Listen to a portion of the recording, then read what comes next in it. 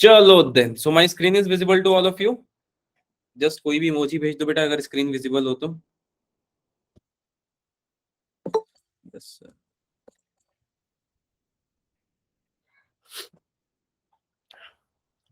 चलो, hello hello hello. ठीक, तो इसके पहले बेटा हमने विस्कोसिटी वगैरह पढ़ ली थी। चलो, विस्कोसिटी वगैरह पढ़ ली थी, याद आया क्या? मैंने विस्कोसिटी में आपको बताया था ये एक्चुअली में क्या है, force acting between the layers. ये बताया था मैंने आप लोगों सबको, दो लेयर के बीच में फोर्स एक्ट कर रहा है। सेकेंड चीज मैंने आपको क्या बताई थी कि एग्जांपल दिया था बेटा, याद करो कि अगर हम एक मार्बल को लगते हैं तो वो पानी में नीचे की तरफ ट्रैवल कर जाएगा। सेम फॉर हनी, हनी में लेकिन वो धीरे ट्रैवल कर रहा होगा, हनी में धीरे ट्रैवल कर रहा होगा। याद है मैंने ऐसे बताया था बेटा आपको कि ये नीचे एक्ट कर रहा है ड्यू टू इट्स वेट। ठीक है, काफी बच्चे जुड़ रहे हैं। एक मिनट, टिंग टिंग टिंग टिंग हो रहा है।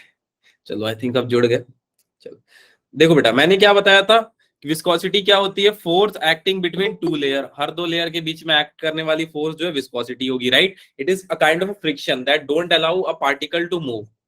अभी तक हमने ये पढ़ा बेटा कि पानी में जो है मार्बल ज्यादा स्पीड ट्रैवल करेगा as compare to honey, honey में थोड़ा धीरे ट्रैवल कर रहा होगा। पर चलो कोई नहीं, कहीं भी ट्रैवल करे। अब हम आगे क्या पढ़ने वाले हैं बेटा, अगर ये हनी में ट्रैवल कर रहा हो चाहे पानी में ट्रैवल कर रहा हो, राइट, ये अपने आसपास किस फोर्स से चीजों को नीचे ला रहा होगा। मतलब सर समझ नहीं आया बेटा, जब ये पानी में ट्रैवल करेगा तो इमेजिन करके देखो, क्या इसमें ऐसा कुछ शेप बन रहा होगा हर पॉइंट पे? सोच के देखो। हाँ सर, ये हनी में भी ट्रैवल करेगा बेटा तो कुछ ऐसा शेप बनेगा। समझ नहीं आया सर। अच्छा बेटा, सबने ये काम किया है क्या? मान लो किसी नदी तालाब के किनारे गया बेटा और यहाँ खड़ा होकर पत्थर ऐसे आपने सबने मारा होगा कीचड़ में। द ओनली कंडीशन इज मुंह दूर रखा होगा। ठीक है, तो क्या हुआ होगा, यहाँ पे एक शेप बना होगा बेटा। सबको पता है कि ऐसा कुछ शेप बन जाता है जैसे हम पत्थर को जोर से ऐसे फेंकते हैं। सबने देखा है उस शेप को, क्योंकि वो ट्रैवल नहीं कर पाता है ज्यादा अंदर। तो वो शेप क्यों बनता है आज सबसे पहले ये समझेंगे, राइट। वो शेप क्यों ऐसा बन जाता है ये सबसे पहले समझेंगे। Now coming to the second thing, ये शेप तो बन जाता है और होता क्या है इसके बाद, वो भी आफ्टर इफेक्ट भी पढ़ रहे होंगे। चलो then I will start the class. और आपको ये बात बताई थी मैंने कि बेटा दो लेयर है, ऊपर वाली लेयर v प्लस dv से ट्रैवल कर रही है, ठीक है, और नीचे वाली लेयर v वेलोसिटी से ट्रैवल कर रही है। तो अब एक दूसरे के ऊपर उनका मोशन कुछ ऐसा होगा बेटा, ऐसा ऐसा मोशन हो रहा होगा, ठीक है। क्यों? और फ्रिक्शन कैसे लग रहा होगा बेटा? फ्रिक्शन इन दो लेयर के बीच में लग रहा होगा कि भाई नहीं जाना नहीं है, रिलेटिव मोशन ऑफ फ्रिक्शन लग रहा होगा। ठीक, फिर मैंने क्या बताया था, डीवी अपॉन डीएक्स को क्या बोलते हैं बेटा? Rate of change of velocity with respect to displacement का नाम क्या बताया था मैंने? जल्दी लिखो कमेंट में, क्या बताया था, जल्दी लिख दो। Gradient, velocity gradient. ठीक, चलो coming to the second thing. अब दूसरे टॉपिक पे आते हैं बेटा, that is what, that is going to be something like this कि एक आदमी है, वो पैराशूट से ऐसे नीचे आ रहा है, राइट। अच्छा, वो आ रहा है तो बेटा आपको उसके चारों तरफ की हवा कुछ इस शेप की दिख रही है क्या? जब वो नीचे ट्रैवल कर रहा है तो चारों तरफ की हवा को ऐसे काटते हुए आएगा, सोच के देखो। प्रैक्टिकली इस बात को समझो बेटा, जब वो नीचे आ रहा होगा तो चारों तरफ की हवा को ऐसे काटते हुए आएगा। हाँ सर, जब वो नीचे आ रहा होगा तो प्रैक्टिकली चारों तरफ की हवा को कुछ ऐसे काटते हुए आएगा। क्या ये बात समझ पा रहे हो? तो कोई भी इमोजी भेज दो अपना favourite.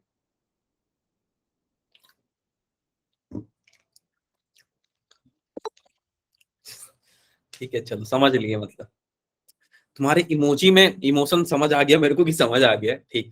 Now my question is बेटा, किस फोर्स से ये चारों तरफ की हवा को नीचे खींच रहा है? सर ये आदमी हवा को नीचे खींच रहा है? हाँ बेटा, ये आदमी कितने फोर्स से चारों तरफ से हवा को नीचे खींच रहा है? सर ये तो ना बता पाएंगे, चलो पता लगाएंगे, ना बता पाएंगे तो।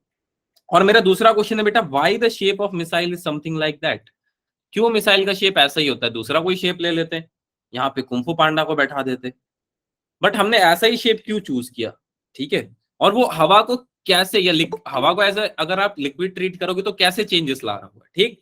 ये सब समझने के पहले दो चीज समझनी पड़ेगी, दैट द फर्स्ट थिंग, ठीक है, इट्स वेरी सिंपल, ये तो आप बहुत जल्दी समझ जाओगे। इट स्टार्ट लाइक दिस कि सपोज हमारे पास एक भैया थे, राइट, और भैया के पास कोई काम नहीं था तो हमने बोला भाई आप ऊपर चढ़ जाओ, तो ये यहाँ से सीढ़ी लगा के ऊपर चढ़ गए। अब जब ये ऊपर चढ़ गए तो हमने इनको एक मार्बल दे दिया और बोला जोर से आप इस हनी के कंटेनर के अंदर फेंको। इस कंटेनर में बहुत सारा हनी था। हमने भैया को क्या बोला, जोर से आप एक मार्बल को बहुत जोर से इसके अंदर ऐसे फेंको। तो बेचारे ने बहुत कोशिश करके फेंका, तो क्या देखा कि मार्बल यहां से यहां ही जा पाया बेटा। ठीक, यहां जाने के बाद मार्बल रुक गया, नीचे बहुत धीरे धीरे धीरे धीरे जा रहा था यहां से, राइट, बहुत धीरे धीरे जा रहा था। ठीक, चलो अब समझते हैं हुआ क्या होगा यहाँ पे। ठीक, तो विस्कस मीडियम के बारे में कोई कुछ जानता है क्या? What is a viscous medium? अच्छा, ये पेन मैं यूज कर रहा हूं, अगर किसी को ये पेन दिखने में दिक्कत हो तो बताना। ऑल्दो ये आंख पे कम लगता है बेटा, इसलिए मैं ये कलर का यूज कर रहा हूं, पर तुम लोग सो मत जाना। ठीक है, 10:30 10 से 11 वाले में ये दिक्कत है, अगर ये पेन यूज करूंगा तो स्क्रीन में एकदम नींद आने लगेगा और तुम लोग सो जाओगे। ठीक है, तो जागे रहना तुम लोग। सही है, ठीक है, चलो विस्कस मीडियम क्या होता है बेटा, कुछ पॉइंट बता दो यार विस्कस मीडियम के बारे में आप लोग। इतने पॉइंट मैंने बता दिए, कुछ आप भी बता दो। गुड इवनिंग बेटा, गुड इवनिंग फिरोज बेटा। ठीक है, चलो एक पॉइंट मैं और बता देता हूँ। विस्कस मीडियम क्या होती है? जिसमें विस्कोसिटी होती है। ठीक है, ऐसे लिख देता हूँ, the medium which have viscosity.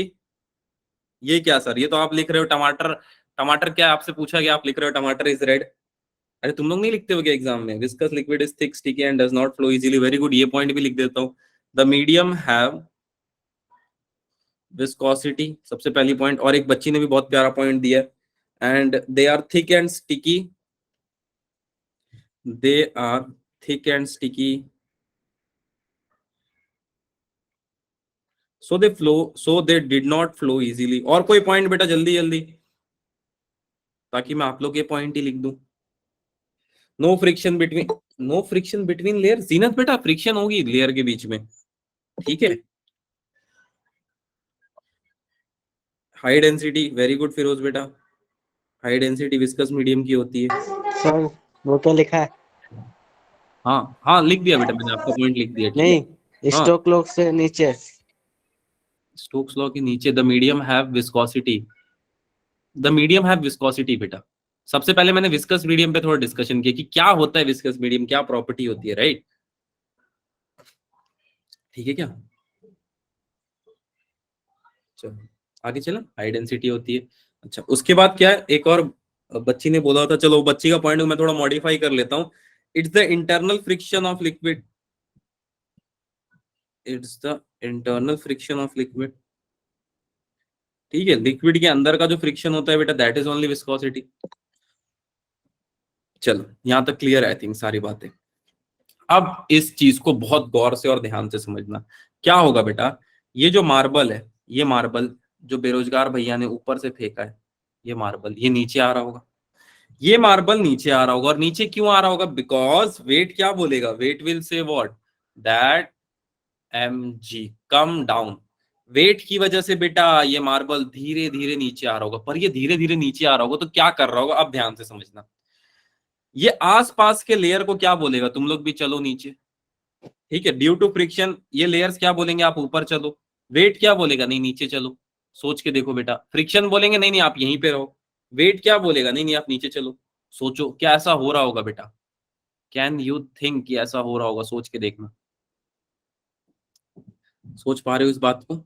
अगर इसको इस शेप में बना के दिखाऊं मैं आपको, तो समझ लो ऐसा कुछ मीडियम है, इसमें ये कुछ पैराबोलिक शेप बना रहा है, राइट। इसमें ये कुछ पैराबोलिक शेप बना रहा है। ठीक है, इसी चीज को बोल देते हैं विस्कस ड्रैग। मतलब जब ये सबको आसपास के लेयर्स को खींच के नीचे ला रहा होगा ना, ड्रैग कर रहा होगा, तो इसी चीज को बोल देंगे बेटा viscous drag, right. This is only viscous drag. Okay then, I think all good. ठीक, चलो सर रिपीट कर दो बेटा। मैंने ये बोला कि जब ये नीचे आ रहा होगा तो क्या कर रहा होगा, आसपास के लेयर को कुछ ड्रैग, क्या विस्कस ड्रैग बेटा, मतलब आसपास की चीजों को खींच के नीचे ला रहा होगा। चलो यार सब नीचे चलो, चलो सब नीचे चलो, right. This is called as viscous drag. This is called as viscous drag. चलो अब आगे चलते हैं। ठीक है, अब मुझे ये बताना है, मुझसे किसी ने पूछ लिया, मुझसे सपोज कर लो चंगू ने ये पूछ लिया कि सर मुझे ये बताओ ये किस फोर्स से ड्रैग हो रहा था, मतलब इसका ड्रैग फोर्स कितना था, खींचने का बल कितना था इसका। मुझसे चंगू ने पूछ लिया कि सर ये बताओ कि इसका ड्रैग फोर्स कितना था। तो अब मैं क्या बताऊंगा, क्योंकि इसके लिए तो कोई फॉर्मूला है नहीं। तो सबसे पहले बेटा फॉर्मूला बनाते हैं। अच्छा फॉर्मूला बनता है सर इस कंडीशन में? हाँ बेटा बनता है। कैसे? किन किन चीजों पे फोर्स डिपेंड कर रहा है, मैं सिंपल ऑब्जर्वेशन पे बिलीव करूंगा। I will use the power of observation, ठीक है, सिर्फ ऑब्जर्वेशन पे काम चल जाएगा। The first observation is something like this, that force किस पे डिपेंड कर रहा है बेटा, क्या फोर्स डायरेक्टली प्रोपोर्शनल है विस्कोसिटी के? मतलब सर, मतलब सोच के देखो बेटा, पानी में मार्बल ज्यादा स्पीड ट्रैवल करेगा या हनी में? जल्दी से कमेंट में बताओ, पानी में ज्यादा स्पीड ट्रैवल करेगा या हनी में? पानी में। वेरी गुड बेटा, दैट मीन्स कहीं ना कहीं विस्कोसिटी भी मैटर कर रहा है। I am going to write it as coefficient of viscosity पे डिपेंड करेगा कि कोई लिक्विड कितना विस्कस है। अब सोच के देखो, आप अगर किसी मिसाइल को हनी के अंदर स्पीड वेलोसिटी से हाई वेलोसिटी से इजेक्ट कर रहे हो और एज कंपेयर टू पानी में कर रहे हो, तो पानी में मिसाइल बहुत फास्ट जाएगा, टॉर्पीडो वगैरह, ठीक है। चलो नो, और एक चीज पे बेटा डिपेंड कर रहा है सर, और क्या है? ये तो एक दिख भी रहा था बेटा, वेलोसिटी पे डिपेंड कर रहा है। सर फोर्स वेलोसिटी पे डिपेंड करेगा? हाँ बेटा। कैसे? बेटा देखो, जिस चीज पे जितना ज्यादा फोर्स लगे उतनी ज्यादा वेलोसिटी लगेगी। सोच के देखो, हाथी को चांद पे पहुंचाने में ज्यादा एनर्जी लगेगा, ज्यादा फोर्स लगेगा, चींटी को चांद पे पहुंचाने पे कम लगे। That means force depends upon velocity. चलो ये बात भी क्लियर है सर, ठीक है। इसीलिए बेटा जनरली, इसीलिए मिसाइल का जो शेप होता है ना, वो कुछ इस तरह होता है ताकि आने वाले हवा को ये ऐसे काट के एक स्ट्रीम लाइन फ्लो क्रिएट कर रहा हो, आने वाले हवा को काट के स्ट्रीम लाइन फोर्स क्रिएट कर रहा हो, because it's velocity is very very very higher as compare to the speed of sound. चलो, अब और एक चीज पे डिपेंड कर रहा है बेटा फोर्स मेरा, किस पे सर? मार्बल के रेडियस पे। अच्छा, अगर सर मान लो मार्बल ना होता, कोई और शेप होता तो क्या कोई दिक्कत की बात नहीं है, आप फिर उस शेप का जो भी पर्टिकुलर हाइट ले लेते, लेंथ ले लेते।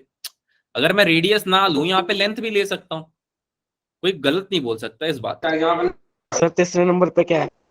जी बेटा, सर तीसरे number. Radius, radius of marble, मतलब ये मेरी मार्बल है ना जिसको ऊपर से फेंका जा रहा है, इसके रेडियस पे डिपेंड करेगा, ठीक। चलो आई थिंक क्लियर है। अब ये तीन चीज तो समझ में आ गई सर, कि आपने ये बोला कि सबसे पहले विस्कोसिटी पे डिपेंड करेगा, सेकेंड वेलोसिटी पे डिपेंड करेगा, थर्ड रेडियस ऑफ मार्बल पे डिपेंड करेगा। नाउ कमिंग सर, ये सब बातें तो हमें समझ आ गई, बट आप फॉर्मूला कैसे बनाओगे? देखो बेटा, अगर आपको थोड़ा बहुत भी याद हो तो every one of you remember this dimensional analysis. किसी को याद है बेटा dimensional analysis? Any one of you remember this dimensional analysis? Yes, चलो, जिनको नहीं आता बेटा सीख लो, आज कोई दिक्कत की बात नहीं है। चलो, मैंने ये जो ऑब्जर्वेशन किया ना बेटा, बस मैं उनको लिखने वाला हूं। मैंने क्या देखा, फोर्स किसके किसके डायरेक्टली प्रोपोर्शनल है? विस्कोसिटी के, वेलोसिटी के और रेडियस ऑफ मार्बल के, बस मुझे ये बात पता है। अब आपको पता है बेटा कि अगर मैं प्रोपोर्शनैलिटी कांस्टेंट हटाऊंगा तो क्या आ जाएगा? के आ जाएगा। बस बस बस, इतना रेस हैंड क्यों कर रहे हो आप लोग सब?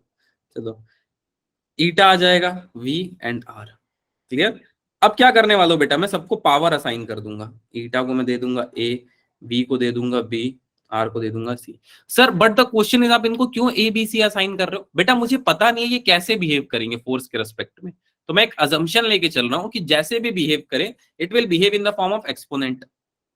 हाँ, क्या क्या बोला सर आपने? बेटा मैंने ये बोला कि फोर्स का बिहेवियर इन पे कैसा होगा, ये पता लगाने के लिए मैंने इनको A B and C power allot कर दिया। अच्छा, तो सर समझ तो नहीं आया, बट ठीक है, एक बार और बता देना। चलो बता दूंगा, फोर्स का dimension M L T to the power -2। Sir ये कहां से है बेटा? Force is equal to mass into acceleration, mass का एम, एक्सेलरेशन का, ठीक। चलो, अच्छा, अब क्या बच जाएगा बेटा इस साइड? के M L -1 T -1 is the dimension of viscosity. ये बात मैंने विस्कोसिटी में बताई थी, इसकी डायमेंशन देख लेना। नाउ वेलोसिटी का डायमेंशन बेटा LT -1, ठीक है। इसको B दे देता हूँ, इसको C दे देता हूँ, क्योंकि इसमें एक ही वेरिएबल आ रहा है तो आसान हो जाएगा सॉल्व करना। Let me assign this C and this B। इसको C दे दिया और इसको B दे दिया, आसान हो जाएगा, ठीक। अच्छा, अब मैं लेफ्ट हैंड से कंपेयर करना चाहूंगा इसको। कैसे सर, कैसे? इसको थोड़ा और इक्वेटिंग फॉर्म में लिख लेता हूँ। K m to the power a, right, L to the power -a plus b plus c और t to the power -a -c। Sir ये आपने कैसे किया? ये काला जादू बेटा मैंने ऐसे ही किया कि मैंने ए को मल्टीप्लाई कर दिया एम के साथ, ए को मल्टीप्लाई कर दिया एल के साथ, ए को मल्टीप्लाई कर दिया टी के साथ। I think unit and dimension में आपने ये सब किया था, बहुत याद आ रहा है क्या? कुछ धुंधला हो गया होगा वो फोटो तो दिमाग में, कि याद है? अगर नहीं याद है तो कोई बात नहीं बेटा। क्या वैल्यू बच गई? m to the power a l to the power minus a plus b plus c t to the power minus a minus c। ठीक, चलो अब इस साइड क्या वैल्यू बच गई? M L T to the power minus 2। यहां से जितने लोग भी नेटफ्लिक्स जैसे देख रहे हैं इसको, कृपया पेन और पेपर ले ले। अच्छा कहीं देखा है? हाँ ये चेहरा सर कहीं नीचे देखा होगा। जितने लोग इसको नेटफ्लिक्स जैसे देख रहे हैं प्लीज पेन और पेपर लेके आ जाएं और जल्दी से मुझे वैल्यू बता दे। ए की वैल्यू अगर मैं आपको बता दे रहा हूँ 1 है, बी और सी की वैल्यू बता दो बेटा कम से कम मुझे। Equation goes like this, minus A is equal to 1 and minus A minus C is equal to -2। A की वैल्यू मैंने बता दी, बी और सी की वैल्यू बता दो जल्दी।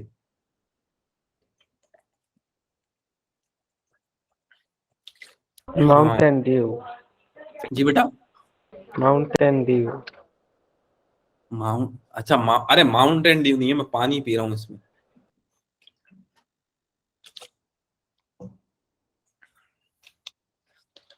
ए बी सी की वैल्यू माउंटेन ड्यू आई है, क्या ही तो बात है। ठीक है,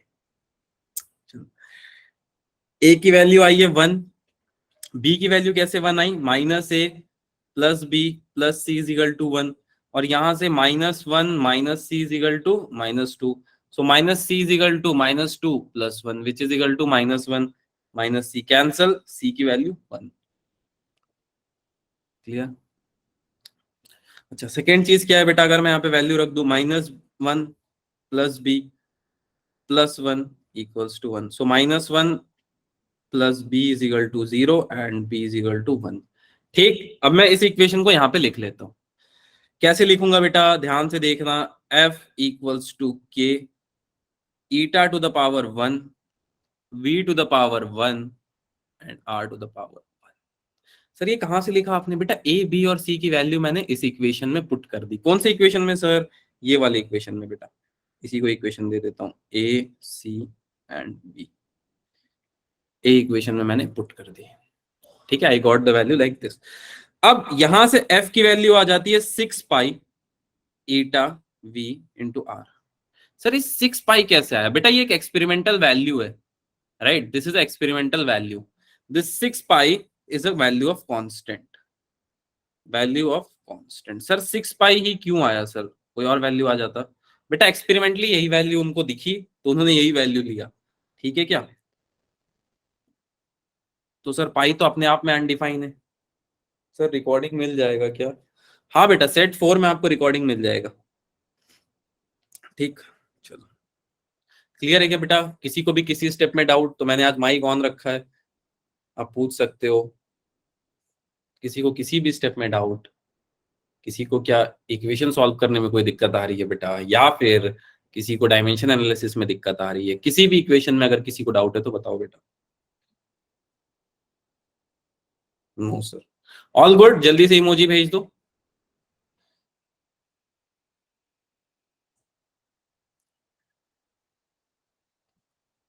बस बस बस, चलो चलो, अब यहां तक तो बात सही है।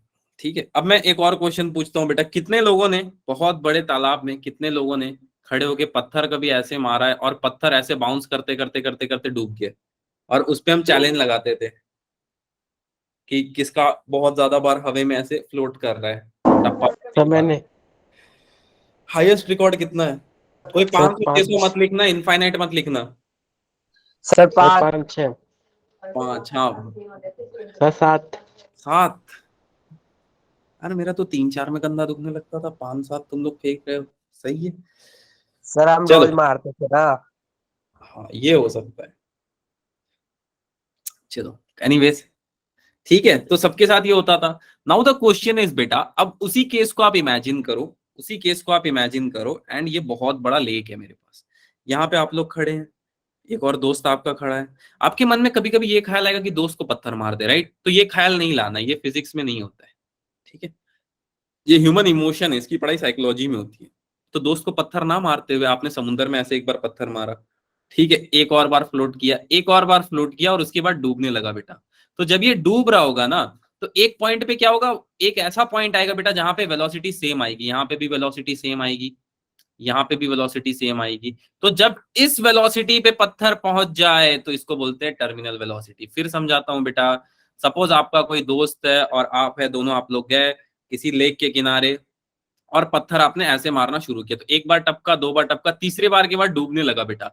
तो डूबते डूबते एक ऐसा पॉइंट आएगा जहां पे वेलोसिटी हर जगह सेम होगी, that velocity is called as terminal velocity. ठीक है, क्लियर है क्या? किसी को टर्मिनल वेलोसिटी में दिक्कत? अब थोड़ा अंग्रेजी पढ़ लो। हाँ, सॉरी। क्या हो गया? चलो ठीक है। It's the maximum velocity attained by the body which freely falling body will acquire in a viscous medium। मतलब ये मैक्सिमम वेलोसिटी है, ठीक है, जो एक बॉडी अटेन कर रही होगी इन अ फ्रीली फॉलिंग केस। ठीक है, फ्री फॉल मतलब सिर्फ ग्रेविटी है सर, लेकिन यहाँ पे तो हमने इस पे ऐसे फोर्स लगाया ना बेटा, टपकने के बाद आप फोर्स नहीं लगा रहे हो ना, हर पॉइंट पे जाके आप थोड़ी ना जो फोर्स लगा रहे हो। ठीक, आपने एक बार फोर्स लगा के छोड़ दिया, उसके बाद फोर्स लगते जा रहा है। ठीक है क्या? आई थिंक क्लियर है। अब सर्टेन कुछ इसमें पॉइंट्स है बेटा, वो पॉइंट क्या है कि आफ्टर सम टाइम, थोड़ी देर बाद, आफ्टर सम टाइम, ठीक है, अब ये केस मैं ले लेता हूं। मैंने फिर से भैया को बोला भैया ऊपर चढ़ जाओ यार, भैया बोले ठीक है कोई काम नहीं, ऊपर चढ़ जाता हूं। और मैंने मार्बल को बोला फिर से हनी में जोर से फेंको, and I want to observe कि क्या हो रहा है, कितनी वेलोसिटी को गेन कर पा रहा है। ठीक है, मैंने ये ऑब्जर्वेशन के लिए बोला उनको, उन्होंने बोला ठीक है। तो मैंने क्या देखा बेटा, जैसे उन्होंने पत्थर मारा, after some time the velocity of marble, the velocity of marble in medium of honey, in medium of honey become constant। ठीक है, becomes constant। तो the velocity of marble in medium of honey become constant. आपको सुनने में अजीब लग रहा होगा, आपके दिमाग में ये थॉट आ रहा होगा बेटा कि सर सर ऊपर करो, ऊपर। ऊपर ऊपर तो कुछ नहीं लिखा है मैंने यहीं यहाँ। पे। नहीं, अच्छा, वही। ओके ओके, हाँ, ऐसा ओ, बस बस, ओके। स्क्रीनशॉट ले रहे हो क्या? चलो ठीक है, अब आपके दिमाग में बेटा ये ख्याल आ रहा होगा, आपके दिमाग में ये ख्याल, सर यहाँ पे तो सर वेलोसिटी जीरो हो जाएगी ना, वी विल बी जीरो। आपके दिमाग में चीज आ रही होगी, and it is very common. But ऐसा नहीं होगा बेटा, राइट? क्यों नहीं होगा? नो इशू, ठीक है, वो मेरा डॉग है, सो सॉरी फॉर दैट। चलो, तो ऐसा इसलिए नहीं होगा बेटा क्योंकि इस पॉइंट पे जो है ना, बॉडी नीचे धीरे धीरे धीरे धीरे आ रही होगी। इस पॉइंट पे बॉडी नीचे धीरे धीरे धीरे धीरे आ रही होगी, तो वो धीरे धीरे आने की जो वेलोसिटी होगी ना, उसको हम बोल रहे हैं टर्मिनल वेलोसिटी, राइट? अच्छा, वेलोसिटी सर कैसे? इसलिए बेटा बिकॉज आप सोच के देखो, वो पॉइंट पे हम इमेजिन कर रहे हैं जिसपे बॉडी डूब रहा है धीरे धीरे, बॉडी धीरे धीरे डूब रहा है। अब तुम लोग मत डूब जाना सोच में, ठीक है? क्लियर है क्या? आई थिंक क्लियर है। चलो, सेकेंड पॉइंट जो मैं यहाँ पे आपको बताने वाला हूं, अब हमें ये जानना है बेटा कि किस फोर्स या किस वेलोसिटी से बॉडी नीचे आ रहा है, वो वेलोसिटी कितनी होगी जिसको हम टर्मिनल वेलोसिटी नाम दे पाए। तो जो पहली चीज यहाँ पे इस रिगार्ड में हम करेंगे, वो ये करेंगे बेटा कि I will consider that density of medium, density of medium को मैं लेने वाला हूं बेटा रो। रो और हंसो का कुछ नहीं है, आप चाहो तो दूसरा भी कुछ वैल्यू ले सकते हो, बट आपके बुक में फिर कंफ्यूजन हो जाएगा आपको, इसलिए मैं डेंसिटी ऑफ मीडियम ले रहा हूँ रो, और डेंसिटी ऑफ ऑब्जेक्ट ले रहा हूँ सिग्मा।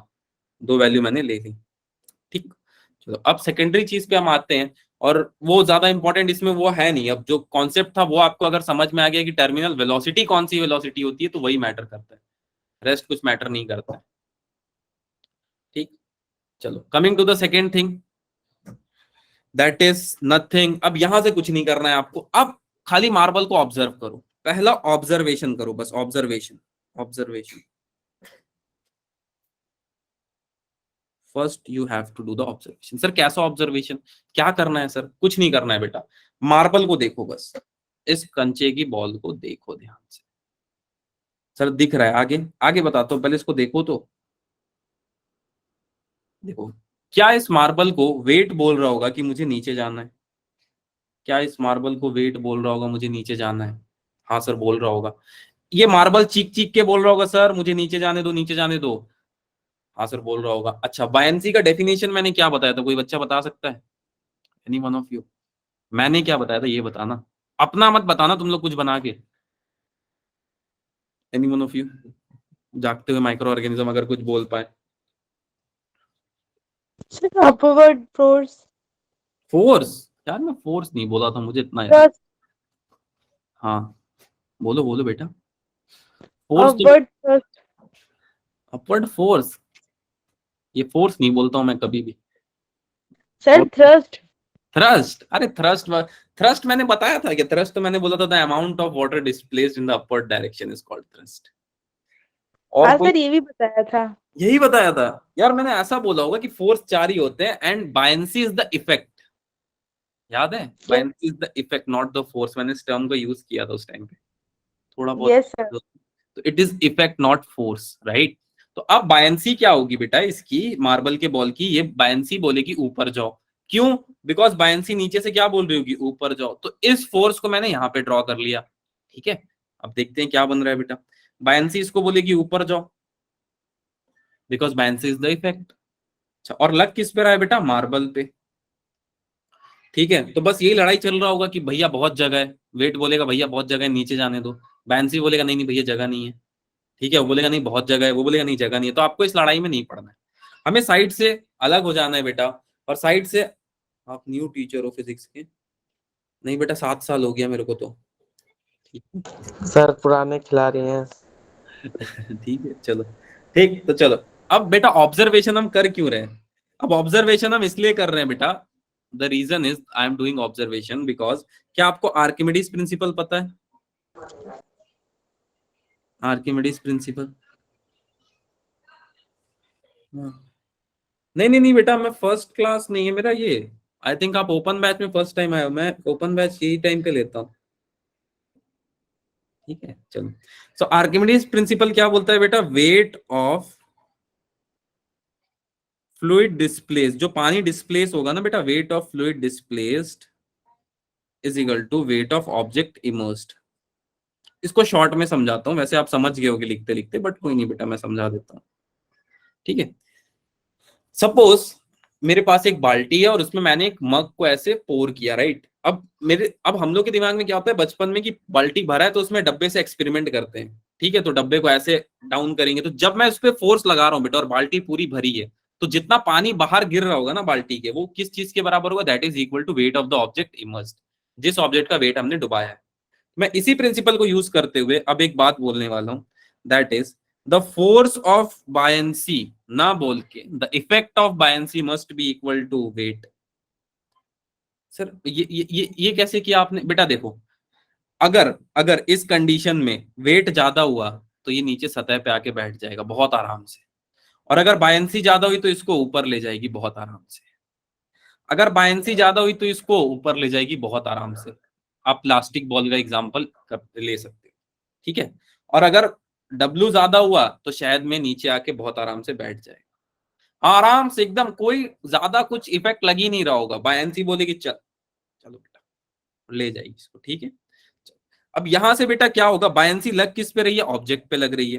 तो मैं ऑब्जेक्ट के लिए एक इक्वेशन लिखने जा रहा हूं, that is force of buoyancy must be equal to m into g, mass का फॉर्मूला डेंसिटी के साथ, and bullet shot by gun. Bullet shot by gun में तो बेटा ज्यादा आराम नहीं होगा, बहुत ज्यादा आराम हो जाएगा, ठीक है? V इंटू सिग्मा इंटू जी। क्यों सिग्मा लिया सर आपने? बेटा मैंने बोला था ना, डेंसिटी ऑफ, या ऐसे लिख देता हूं, डेंसिटी ऑफ ऑब्जेक्ट, ठीक है? अच्छा ऑब्जेक्ट क्यों बेटा? बायनेंसी का इफेक्ट किस पे लग रहा होगा सर? ऑब्जेक्ट पे, इसके लिए मैंने ऑब्जेक्ट लिया, ठीक है? नाउ सेकेंड थिंग, अब जो weight of the fluid displace हुआ उस पर भी थोड़ा बात कर लेते हैं। वेट ऑफ द फ्लूइड जो डिस्प्लेस हुआ, राइट, इसका mg कितना होगा या वेट कितना होगा?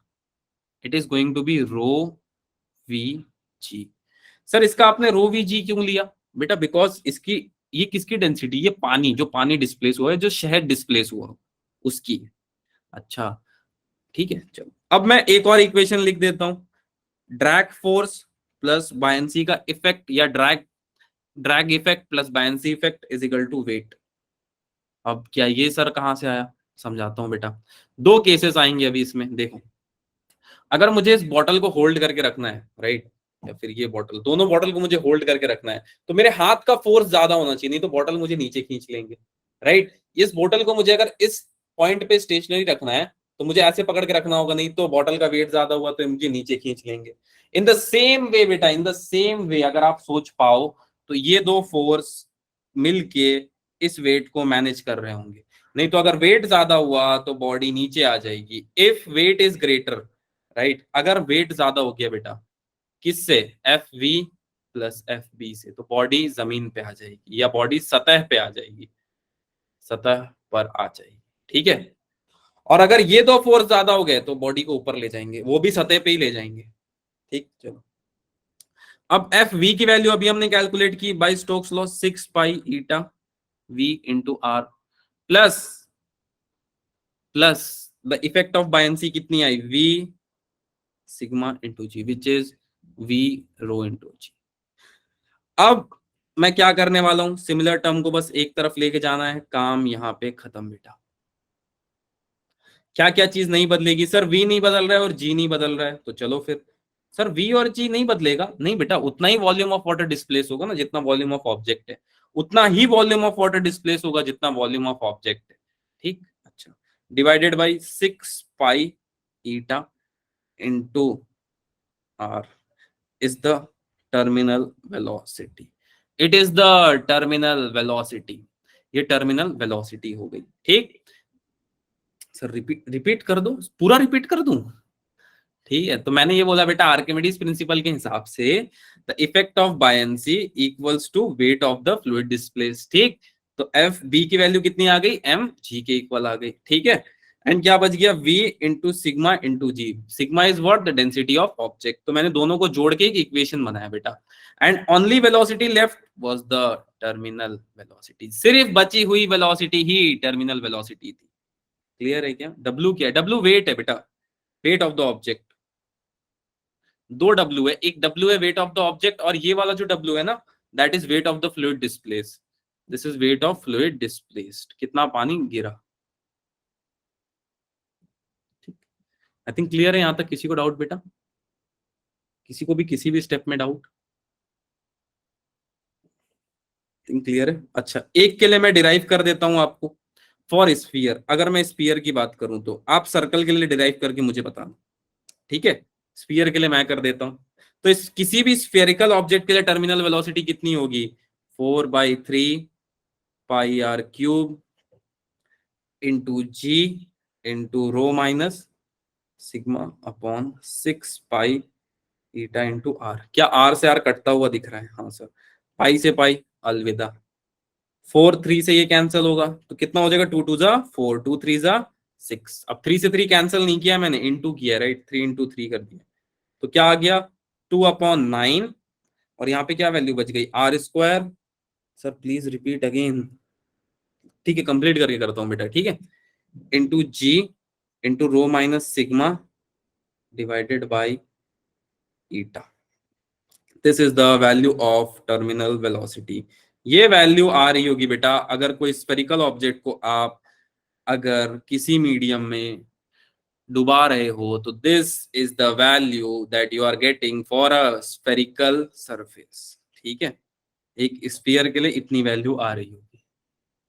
चलो, बच्चे ने बोला रिपीट, तो एक बार और बता देता हूँ। स्फीयर के लिए बेटा मैंने कैसे किया, देखो यहाँ पे क्या लिखा, वॉल्यूम ऑफ स्फीयर, क्यों, मेरे पास क्या फॉर्मूला था, v इंटू जी इंटू रो माइनस सिग्मा, ठीक। तो v की वैल्यू कितनी है, 4/3 pi are cube into G को एज इट इज रखता हूं, इसको भी as it is, sorry, rho minus sigma whole divided by 6 pi into eta into R. R से आर कट गया, क्या बच गया, आर की पावर 2।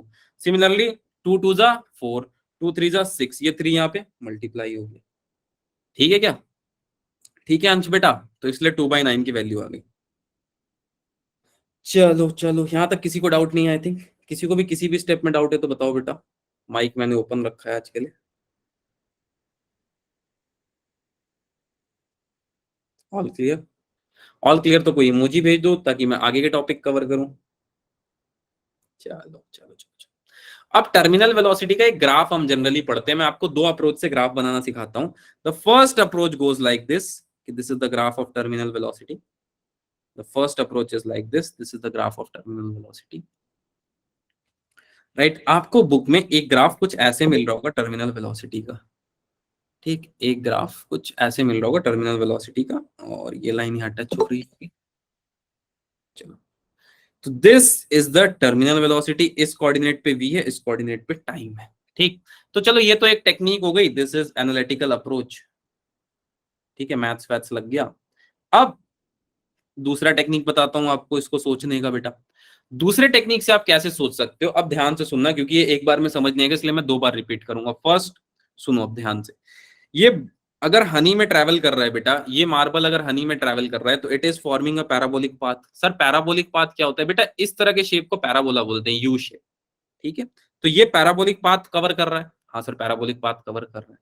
तो मैं अब दो कोऑर्डिनेट ले लेता हूं सबसे पहले। This is my Y axis, this is my X axis, दो एक्सिस ले ली मैंने। ठीक, अब ये अगर पैराबोलिक पाथ कवर कर रहा है और बॉडी सिमेट्रिकल है, तो जितना ये हाफ कवर करेगा उतना ये हाफ कवर करेगा, जितना ये हाफ कवर करेगा उतना ही ये हाफ कवर करेगा।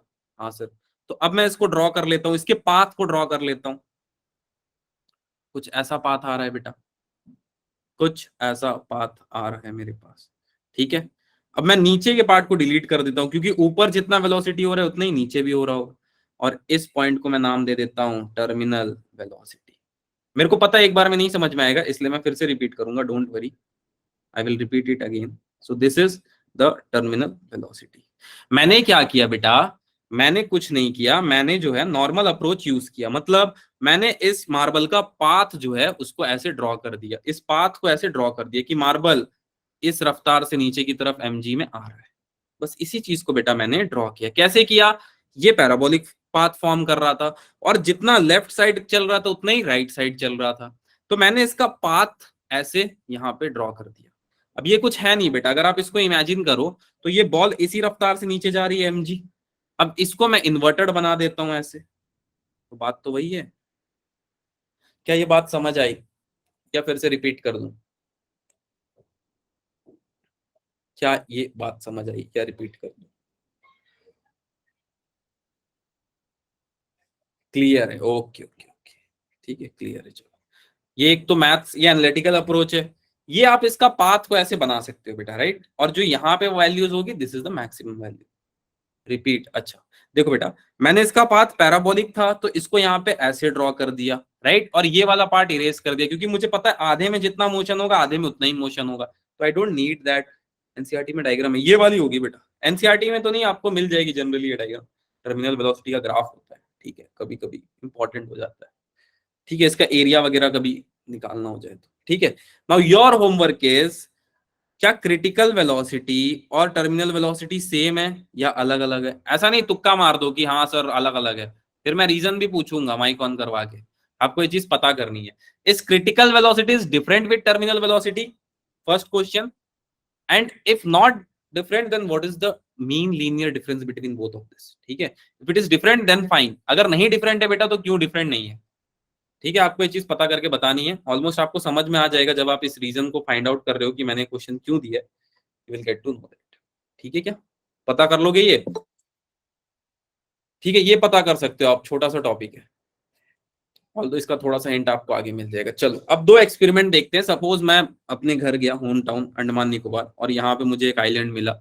The name of island is Ross island, now change हो गया है, अब वीर सावरकर आइलैंड हो गया है। ठीक है, तो एक आइलैंड मिला, अंग्रेजों की ये राजधानी हुआ करती थी। अब यहाँ से बोट लेके मैं वापस घर की तरफ चला। ठीक, वैसे मेरा बोट नहीं है, उधारी पे 4-5 लोग मिलके करते हैं इसको। ठीक है, अब ये बोट लेके मैं चला। ठीक, तो यहाँ पे पानी का जो मैंने देखा कि वेलोसिटी अलग थी, वेलोसिटी अलग थी, और यहाँ पे यार पानी की वेलोसिटी अलग थी। तो is it a laminar flow और टर्बुलेंट फ्लो? ये लैमिनार है या टर्बुलेंट है? What kind of flow is this, laminar और turbulent? Turbulent, very good, it is a turbulent flow. अगर आपको लेमिनार और टर्बुलेंट नहीं समझ में आता है बेटा, तो एक एक्सपेरिमेंट है।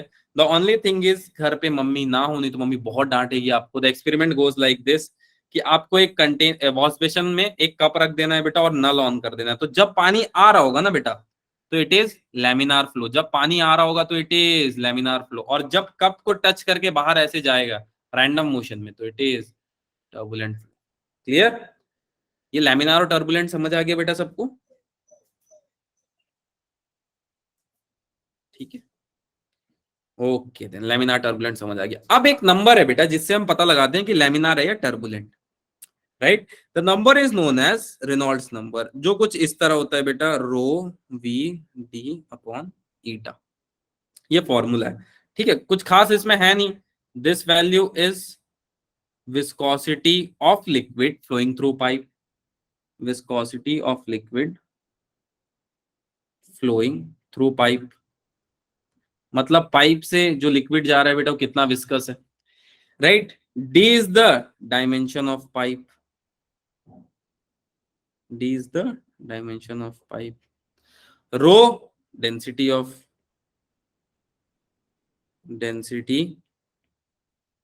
Fluid flowing through pipe, V is the velocity of liquid flowing through pipe. ये इतना इंपॉर्टेंट नहीं है। द इंपॉर्टेंट इज बेटा, जब इसकी वैल्यू 1000 से कम होगी ना, रेनॉल्ड्स नंबर की वैल्यू जो है 1000 से कम होगी, तो हम उस फ्लो को बोलेंगे laminar flow. It is a dimensionless number, right? ये आपको डायरेक्शन नहीं बताएगा, ये एक नंबर है बस। आपको अगर दिखे कि रेनॉल्ड्स नंबर का ये जो न्यूमेरिकल वैल्यू है 1000 से कम है, तो आप ये मानना यार जाने दो, ये लैमिनार है, छोड़ देते हैं, ठीक है? और 2000 से ज्यादा आ रहा हो, सर मुझे है ये बेटा, मैं पीसीबी वाले ग्रुप में हूं, ठीक है, 2000 से ज्यादा आ रहा हो तो इट इज टर्बुलेंट। नाउ ये तो हम और रट लेंगे इस पे कि ये लैमिनार है, ये टर्बुलेंट है, पर इसका सिग्निफिकेंस क्या है यार? क्या सिग्निफाई कर रही है बेटा? इसका सबसे ज्यादा सिग्निफिकेंस जो है गुड इवनिंग बेटा, इसका सबसे ज्यादा सिग्निफिकेंस है वो है आपका motion of a fluid. Motion of a fluid, ये तो बहुत आसान है सर। अच्छा, अब मैं आपसे पूछूं कि आपका ब्लड टर्बुलेंट है या फिर नॉर्मल फ्लो कर रहा है लेमिनार में, बता पाओगे? सोच के देखना, ब्लड लेमिनार फ्लो करता है टर्बुलेंट? अगर ये सोच पाए तो पीसीएम वाले ये सोचो बेटा कि जो बहुत बड़े ट्यूब से आपके घर में सप्लाई आता है वाटर का, वो लेमिनार आ रहा है टर्बुलेंट आ रहा है?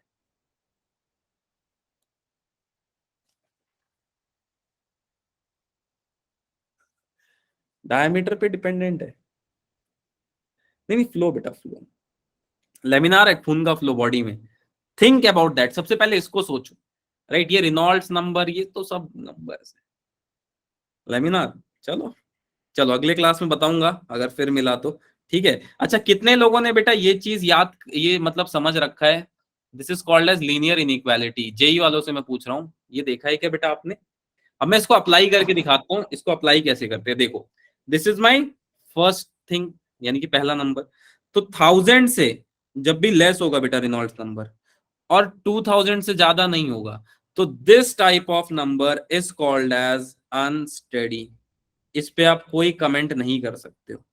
This is a case of linear inequalities, right? मतलब इक्वल नहीं है बेटा, राइट? ये जो रेनॉल्ड्स नंबर होगा, अगर वो 1000 से कम होगा और 2000 के बीच में होगा, तो हम वैसे फ्लो को बोलेंगे अनस्टेडी, ठीक? नहीं नहीं बेटा, मैं पीसीबी वाले में जा रहा हूँ, ठीक है? अगर पीसीबी वाले हैं तो हम लोग मिलते रहेंगे, बाकी से मुलाकात हो भगवान करे। पीसीएम वाले में नहीं ले रहा हूं, मैं नीट वाले में हूं ना, इसके लिए, ठीक है? इसी में एक चीज और आती है बेटा, क्रिटिकल रेनॉल्ड नंबर, जो आपके सबसे ज्यादा काम का है, ठीक है? This comes between laminar and turbulent.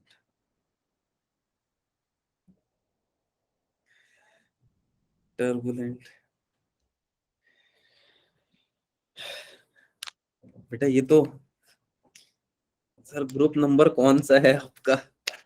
ठीक है, चलो ये सब मैं ये कर देता हूँ। नहीं नहीं नहीं नहीं नहीं बेटा, ऐसा किसने बोला? ठीक है, चलो बस अभी इसको फाइंड अप कर देता हूँ जल्दी से। क्रिटिकल रेनॉल्ड्स नंबर हो गया, रेनॉल्ड्स नंबर के बारे में मैंने सब बता दिया, ठीक है? ये तो हमने सब रट लिया, थैंक यू बेटा। द ओनली थिंग जो हमको यहाँ पे समझना था, जो हमने नहीं समझा, कि कब ऐसा हो रहा होगा बेटा, when laminar flow will become turbulent, when laminar flow will become turbulent, कब ऐसा होगा? जो रेनॉल्ड्स ने सबसे बड़ी बात बोली बेटा, वो छुप गई, और वो थी कि कब आपका लेमिनार फ्लो टर्बुलेंट होगा। ठीक है, अभी बात करेंगे, बस ये खत्म करा लूं। ठीक है, चलो। ये तब होगा बेटा जब सपोज आपके पास जो पानी है वो बहुत ज्यादा रेट से डिस्चार्ज हो रहा है। If water is coming out at a very high discharge rate, right, भले ही आपके इस पाइप के अंदर पानी जो है ना, भले ही आपके इस पाइप के अंदर जो पानी है दैट इज लेमिनार, इसका फ्लो लेमिनार है, बट जैसे ही ये बाहर आएगा ना बेटा, जैसे ही ये बाहर आएगा बहुत ज्यादा डिस्चार्ज होगा। ठीक है, चलो, बहुत ज्यादा डिस्चार्ज होगा। इसका मतलब ये है कि when the rate of flow of fluid is large, when the rate of flow of fluid is large, then laminar become turbulent, laminar become turbulent। ठीक है, जब बहुत ज्यादा पानी डिस्चार्ज होगा तो लेमिनार ऑटोमेटिकली टर्बुलेंट बन जाएगा। इसका एग्जांपल देखना है तो यमुना नदी देख लेना। ठीक है, किनारे पे खड़ा होके मत देखना, आपको दिख जाएगा ये चीज। ठीक, चलो, अद्भुत। ठीक है, okay, so let me just stop the recording and take all of your doubts. एक सेकेंड, ये एक्टिविटीज में यार रिकॉर्डिंग